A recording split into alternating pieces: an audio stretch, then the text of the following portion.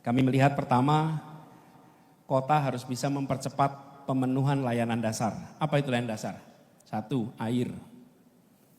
2, kesehatan, pendidikan, pangan, papan. Ini contoh 5 layanan dasar yang harus dipercepat pemenuhannya. Pangan saja Bapak Ibu sekalian. Kita semua ini yang tinggal di perkotaan tidak punya lahan pertanian. Tapi bagaimana perkotaan dan pedesaan memiliki satu skema untuk bisa memasok kebutuhan pangan dengan harga yang terjangkau dan sustainabilitasnya terjamin. Kemudian yang kedua, tata kota yang produktif dan berkelanjutan. Produktif ini artinya di kota ini efisien, aktivitas perekonomiannya tidak terhambat oleh faktor mobilitas, tidak terhambat oleh faktor-faktor sosial ekonomi lainnya. Kemudian kita melihat perlunya mewujudkan interkonektivitas antar daerah. Di mana itu daerah? Di dalam kotanya dan antara kota dengan wilayah-wilayah yang berada di sekitarnya. Karena dalam prakteknya kota-kota kita di seluruh Indonesia itu menjadi kota jasa yang memfasilitasi kabupaten-kabupaten yang berada di sekitarnya. Lalu yang keempat adalah menjadikan kolaborasi sebagai praktek di perkotaan. Kenapa kolaborasi ini praktek baik di perkotaan? Karena begini Bapak sekalian, kota itu tempat berkumpulnya masalah, tapi juga kota itu tempat bertumpulnya solusi, tempat berkumpulnya talent. Kalau tanya di mana lokasi orang-orang terdidik, kebanyakan di perkotaan. Di mana lokasi think tank di perkotaan, di mana lokasi NGO di perkotaan. Nah, sayang kalau mengelola kota itu hanya dikerjakan oleh pemerintah kota saja, bila tidak memanfaatkan institusi-institusi ini. Sama perguruan tinggi, di mana lokasinya? Di perkotaan. Karena itulah kolaborasi kami memandang sebagai kewajaran baru. Ini tadi kami berikan catatan, karena kita perhatikan salah satu next soal pendidikan, salah satu faktor yang membuat kawasan perkotaan itu bergerak lebih cepat adalah ketika kualitas pendidikan dan kualitas manusia di daerah itu makin hari makin baik. Ini salah satu indikator saja.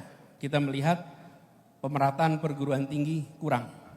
Pemerataan perguruan tinggi ini tersentralkan di Jawa, apalagi di Jawa bagian barat.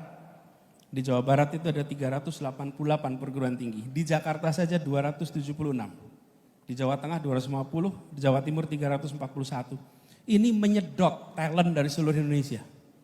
Untuk dapat pendidikan tinggi tersedot, sekali mereka tersedot jauh dari kotanya, dari wilayah asalnya, potensi kembali itu lebih rendah. Karena itu kami melihat ini penting. Yang berikutnya, kota bukan hanya soal ekonomi saja. Kota adalah tempat berkumpulnya keragaman, tempat majunya kebudayaan. Jangan sampai kota semata-mata dipandang sebagai kegiatan ekonomi, tapi kegiatan budaya, kegiatan seni tidak muncul. Dan kami melihat kota-kota adalah tempat di mana terobosan inovasi di bidang-bidang kebudayaan menjadi penting. Karena itu kami merasa perlu di dalam pembangunan kota ke depan bukan hanya aspek ekonominya, tapi aspek kebudayaan itu menjadi fokus perhatian. Ini soal kotanya. Lalu saya ingin sedikit bahas soal kota dan wilayah sekitarnya. Tidak bisa dipungkiri, kota-kota ini menjadi pusat rumah sakit, pendidikan, kebudayaan, perdagangan, yang ini berkorelasi dengan kawasan sekitarnya. Misalnya di Cilacap atau di Ngawi, maka kami kerjasama dengan Gapoktan, kontrak 5 tahun. Yang mengontrak siapa? BUMD kita. Kontrak 5 tahun, apa yang terjadi dengan adanya kontrak 5 tahun? Gapoktan punya akses pada kredit karena dia ada kontrak dengan kita. Melakukan mekanisasi pertanian, melakukan terobosan-terobosan dengan menggunakan kontrak 5 tahun itu. Dari sisi kami dapat beras dengan lebih murah. Dari sisi mereka dapat gabah dengan harga yang lebih tinggi. Dan itu kita kerjakan dengan berbagai kabupaten kota di seluruh Indonesia, termasuk di sini Sawah Lunto. Ada Sawah Lunto di sini ya.